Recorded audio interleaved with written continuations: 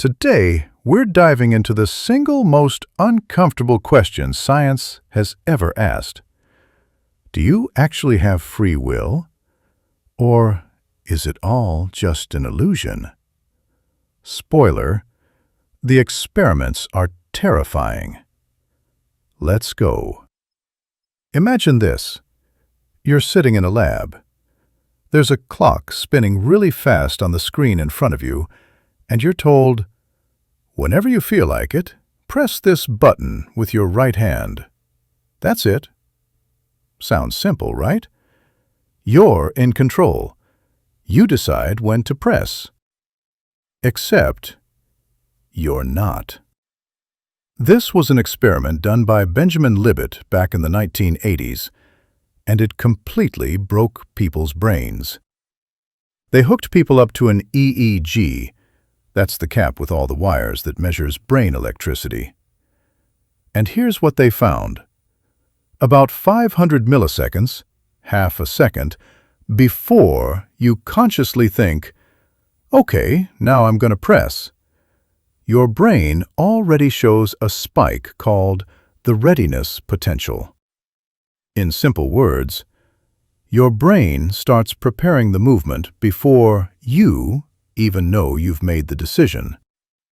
Half a second doesn't sound like much, until you realize that's the gap between your brain and you. It's like your consciousness is just a passenger getting the news late. In 2008, scientists repeated the experiment with fMRI, way more precise. They could predict which button you were going to press, left or right, up to 7 seconds before you said you decided. 7 seconds.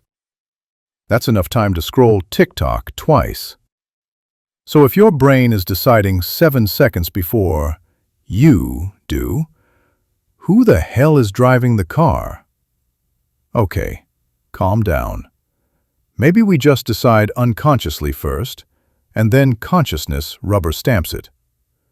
That's still kind of free will, right? Nope. Because now ask, what caused the unconscious decision? Neurons firing. And what caused those neurons to fire? Previous neurons. Chemicals. Childhood trauma. The coffee you had this morning. Evolution. It's turtles all the way down. A giant chain of cause and effect that started before you were even born. Sam Harris puts it brutally. Free will is the ghost in the machine that doesn't actually do anything. So is everything predetermined? Are we just biological robots pretending to choose? Hold on. There might be one tiny escape hatch, and it's the weirdest one of all. Quantum physics. Sir Roger Penrose. Yes, the guy who worked with Stephen Hawking and won the 2020 Nobel Prize in Physics, and an anesthesiologist named Stuart Hameroff have this crazy theory called orchestrated objective reduction, or Orch-OR. They say inside your neurons there are tiny structures called microtubules. Think of them as little antennas, and quantum superpositions happen inside them. In normal computers and classical brains, everything is deterministic, ones and zeros, cause and effect. But quantum systems can be in multiple states at once until they collapse. Penrose says that collapse might be where genuine randomness, or even something deeper, slips into the brain.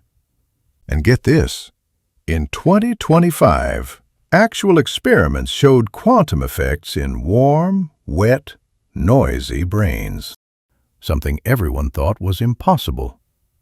They found evidence of superradiance and entanglement in tryptophan molecules inside microtubules. Translation? Your brain might literally be running quantum code. Does that save free will? Maybe. Or maybe it just swaps determinism for pure randomness.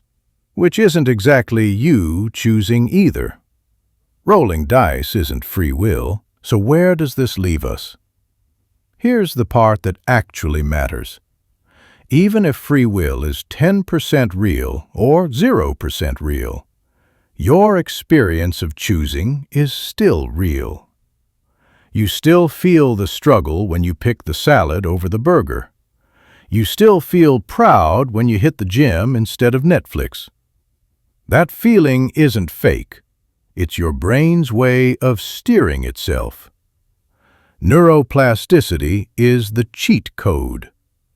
Every time you force yourself to do the hard thing, you're literally rewiring the autopilot. Your conscious mind might be late to the party, but it's the only one that can redecorate the house. Think of it like this. Your brain is a voting democracy with billions of tiny voters. Neurons, habits, hormones, gut bacteria, all shouting their opinions. You are not the dictator, but you do have a megaphone. The more you use it, the louder it gets over time. That's why meditation, therapy, cold showers, journaling, all the cringe self-help stuff actually works. You're not creating free will from nothing. You're just training the system that was already going to decide for you. So yeah, maybe tomorrow morning when your alarm goes off and you choose to get up, your brain already decided 7 seconds ago. But the version of you that made that brain more likely to decide get up instead of snooze, that was built by all the previous times you dragged yourself out of bed. What do you guys think? Let me know in the comments. And as always, don't forget to like and subscribe to Brainwave. Until the next time, take care.